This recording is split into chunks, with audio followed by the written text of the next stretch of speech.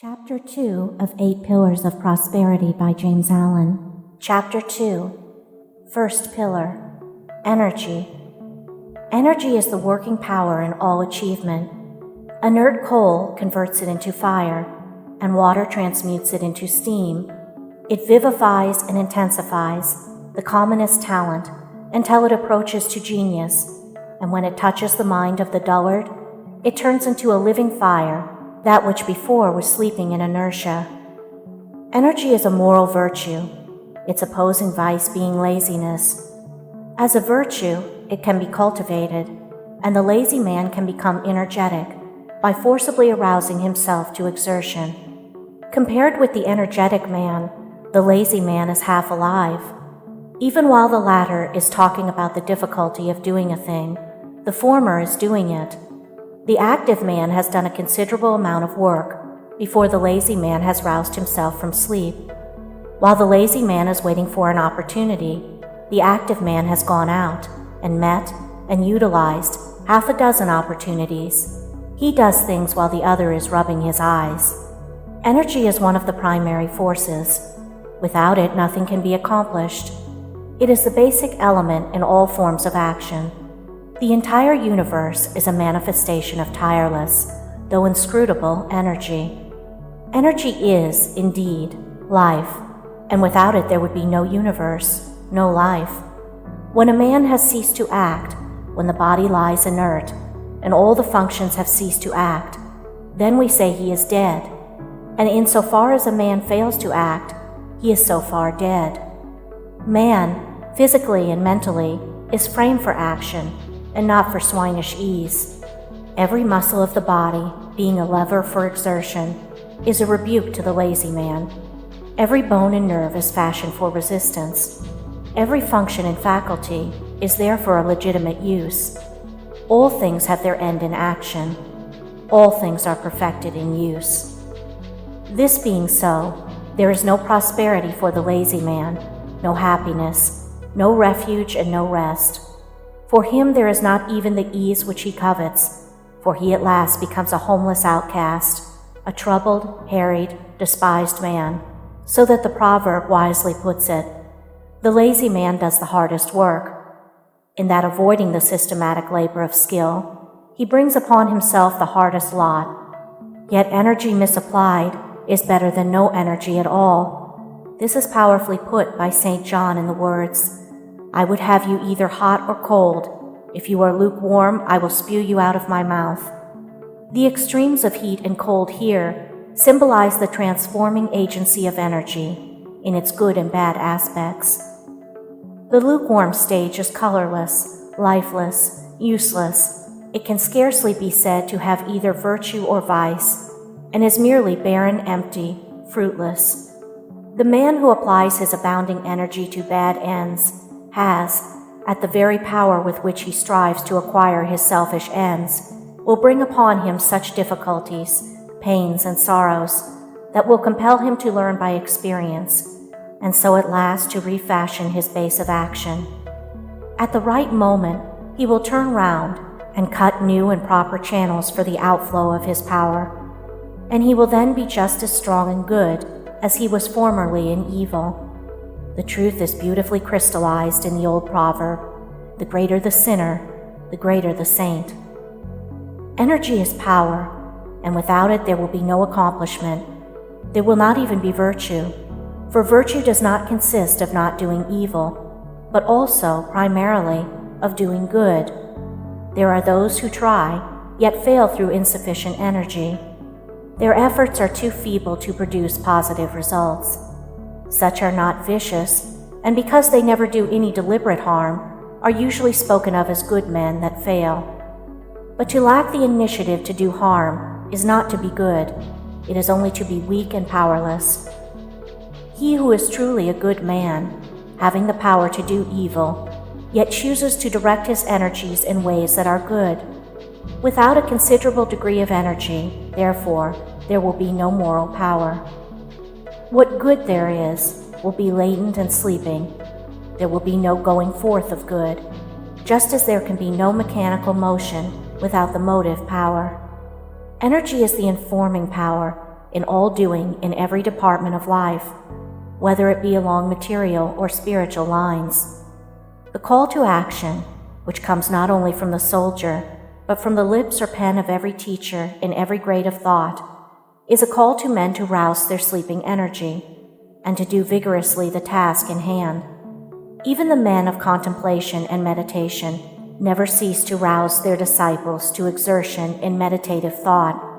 Energy is alike needed in all spheres of life, and not only are the rules of the soldier, the engineer, and the merchant rules of action, but nearly all precepts of the saviors, sages, and saints are precepts of doing. The advice of one of the great teachers to his disciples, "Keep wide awake," tersely expresses the necessity for tireless energy if one's purpose is to be accomplished, and is equally good advice to the salesman as to the saint. Eternal vigilance is the price of liberty, and liberty is the reaching of one's fixed end. It was the same teacher that said, "If anything is to be done, let a man do it at once. Let him attack it vigorously." The wisdom of this advice is seen when it is remembered that action is creative, that increase and development follow upon legitimate use. To get more energy, we must use to the full that which we already possess. Only to him that is given, only to him that puts his hand vigorously to some task, does power and freedom come. But energy, to be productive, must not only be directed towards good ends, it must be carefully controlled and conserved.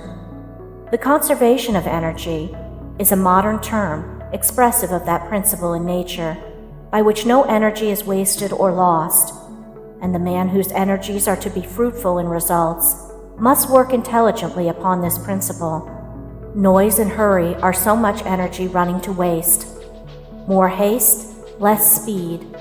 The maximum of noise usually accompanies the minimum of accomplishment.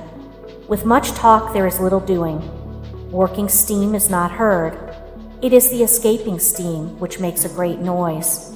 It is the concentrated powder which drives the bullet to its mark. Insofar as a man intensifies his energies by conserving them and concentrating them upon the accomplishment of his purpose, just so far does he gain quietness and silence, in repose and calmness. It is a great delusion that noise means power. There is no great baby than the blustering boaster. He is but an infant mentally, and having no strength to do anything, and no work to show, he tries to make up for it by loudly proclaiming what he has done, or could do. Still waters run deep, and the great universal forces are inaudible. Where calmness is, there is the greatest power. Calmness is the sure indication of a strong, well-trained, patiently disciplined mind. The calm man knows his business, be sure of it. His words are few, but they tell. His schemes are well planned, and they work true, like a well-balanced machine. He sees a long way ahead and makes straight for his object. The enemy, difficulty, he converts into a friend and makes profitable use of him, for he has studied well how to agree with his adversary while he is in the way with him. Like a wise general, he has anticipated all emergencies. Indeed, he is the man who is prepared beforehand. In his meditations, in the counsels of his judgment, he has conferred with causes, and has caught the bent of all contingencies. He is never taken by surprise, is never in a hurry, is safe in the keeping of his own steadfastness, and is sure of his ground. You may think you have got him, only to find, the next moment, that you have tripped in your haste, and that he has got you, or rather that you, wanting calmness, have hurried yourself into the dilemma which you have prepared for him. Your impulse cannot do battle with his deliberation, but is foiled by the first attack. Your uncurbed energy cannot turn aside the wisely directed steam of his concentrated power. He is armed at all points. By a mental jujitsu acquired through self-discipline, he meets opposition in such a way that it destroys itself. Upbraid him with angry words, and the reproof hidden in his gentle reply searches to the very heart of your folly, and the fire of your anger sinks into the ashes of remorse. Approach him with a vulgar familiarity, and his look at once will fill you with shame and brings you back to your senses. As he is prepared for all events, so is he ready for all men, though no men are ready for him. All weaknesses are betrayed in his presence, and he commands by an inherent force, which calmness has rendered habitual and unconscious. Calmness, as distinguished from the dead placidity of languor, is the acme of concentrated energy. There is a focused mentality behind it. In agitation and excitement, the mentality is dispersed. It is irresponsible and is without force or weight. The fussy, peevish, irritable man has no influence. He repels and not attracts. He wonders why his easygoing neighbor succeeds and is sought after, while he, who is always hurrying, worrying, and troubling the miscalls, is striving, falls, and is avoided. His neighbor, being a calmer man, is not more easygoing, but more deliberate, gets through more work, does it more skillfully, and is more self-possessed and manly. This is the reason of his success and influence. His energy is controlled and used, while the other man's energy is dispersed and abused. Energy, then, is the first pillar in the temple of prosperity, and without it, as the first and most essential equipment, there can be no prosperity. No energy means no capacity. There is no manly self-respect and independence.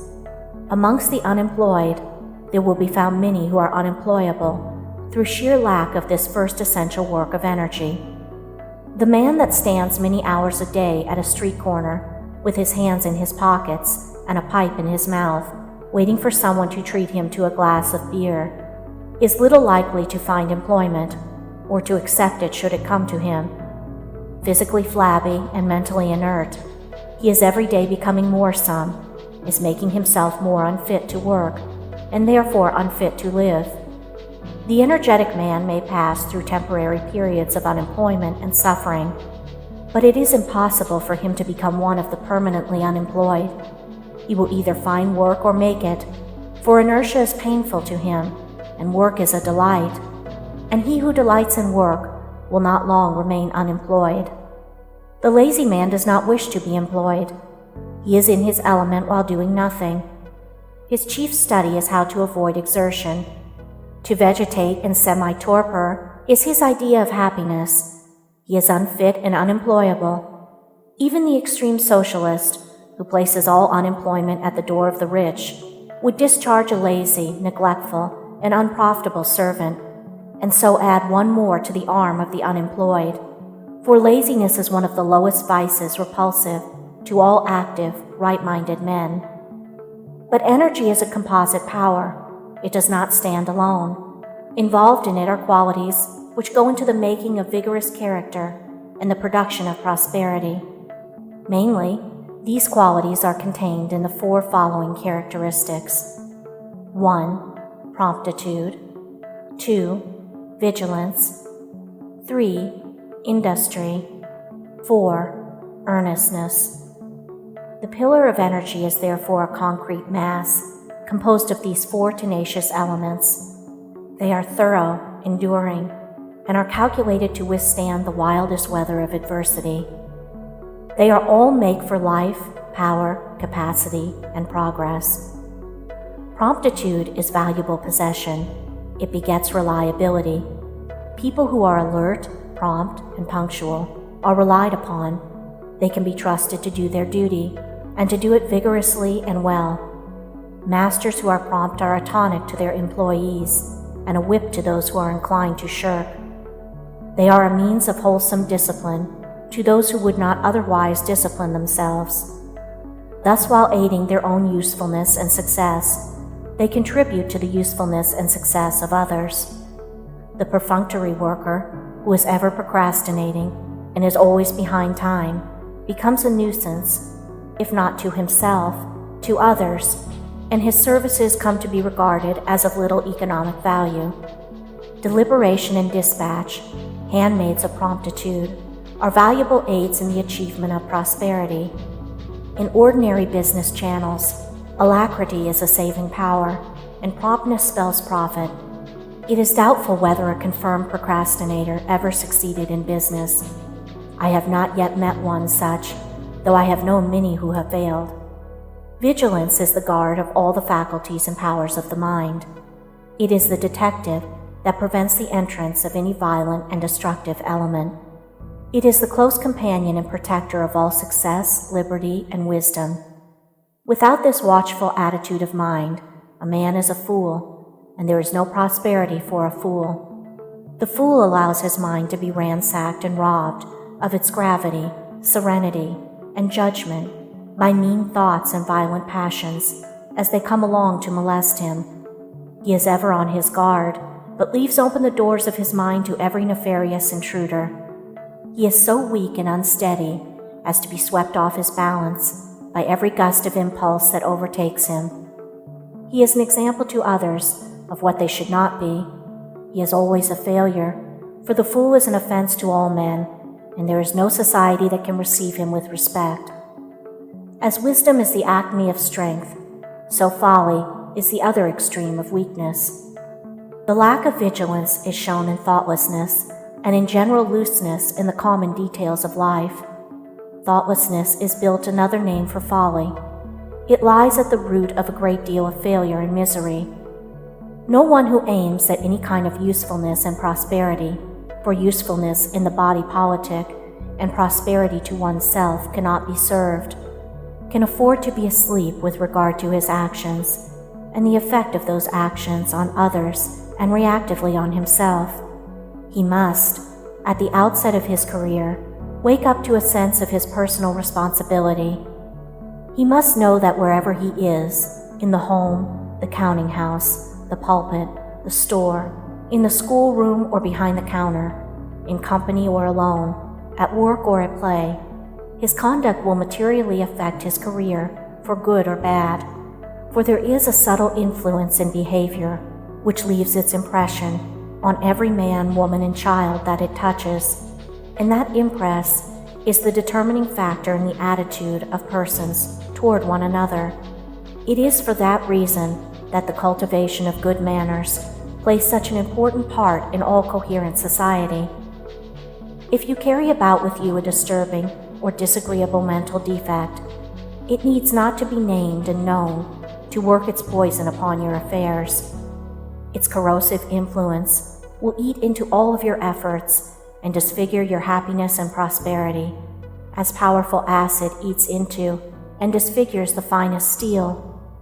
On the other hand, if you carry about an assuring and harmonious mental excellence, those about you will understand it and be influenced by it. They will be drawn towards you in goodwill, often without knowing why, and that good quality will be the most powerful sport in all your affairs, bringing you friends and opportunities, and greatly aiding in the success of all your enterprises. It will even right your minor incapacities, covering a multitude of faults. Thus we receive at the hands of the world according to the measure of our giving. For bad, bad; for good, good; for defective conduct, indifferent influence, and imperfect success; for superior conduct, lasting power, and consummate achievement. We act and the world responds. When the foolish man fails, he blames others and sees no error in himself. But the wise man watches and corrects himself, and so is assured of success. The man whose mind is vigilant and alert has thereby a valuable equipment in the achievement of his aims. And if he be fully alive and wide awake on all occasions, to all opportunities, and against all marring defects of character, what event, what circumstance, what enemy shall overtake him and find him unprepared? What shall prevent him from achieving the legitimate end at which he aims? Industry brings cheerfulness and plenty. Vigorously industrious people are the happiest members of the community.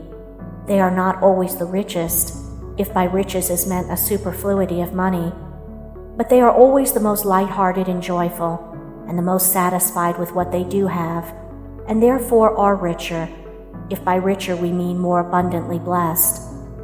Active people have no time for moping and brooding, or for dwelling selfishly upon their ailments and troubles. Things most used are kept the brightest, and people most employed best retain their brightness and buoyancy of spirit. Things unused tarnish quickest, and the time killer is attacked with ennui and morbid fancies. To talk of having to kill time is almost like a confession of imbecility.